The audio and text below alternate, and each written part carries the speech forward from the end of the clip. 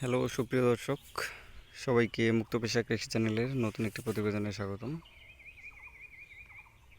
সুপ্রিয় দর্শক বন্ধু, আপনারা দেখতে পাচ্ছেন আমি আমাদের সেই শীতকালীন যে শশার প্রজেক্টটি ছিল সেই জমিটিতে এসেছি। এর আগে আমরা এই জমিটিতে শীতকালীন শশা চাষ করেছিলাম রমজান টার্গেট করে। সত্যি কথা বলতে এটি 25 শতাংশ জমি।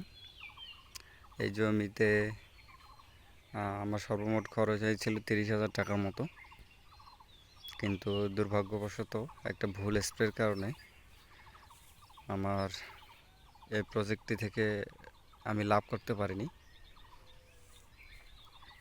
আমার লস হয়েছে এই প্রজেক্টটিতে, যার জন্য আসলে ভিডিও ওরকম করে দেয়া হয়নি অনেক দিন যাবৎ।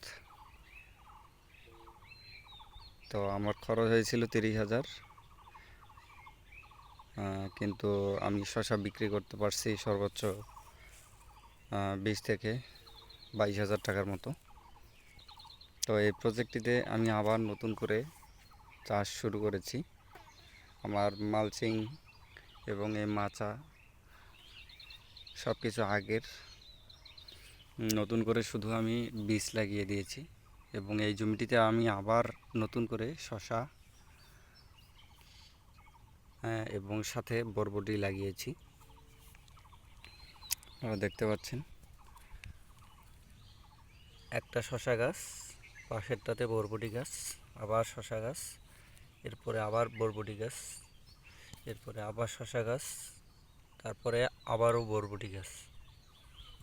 অর্থাৎ পুরো জমিটাতে একটা শশা, একটা বরবটি, অর্থাৎ একটা পরপর চারা লাগানো আছে। তো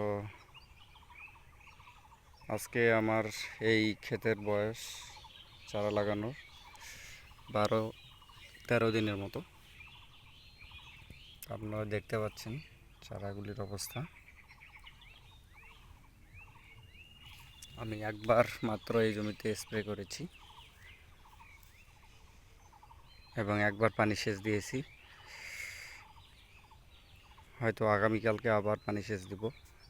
তো আমি এবারে দেখানোর চেষ্টা করব আপনাদেরকে কিভাবে আমি এই পুরাতন জমিটাতে নতুন করে শশা এবং বরবটি চাষ করতেছি।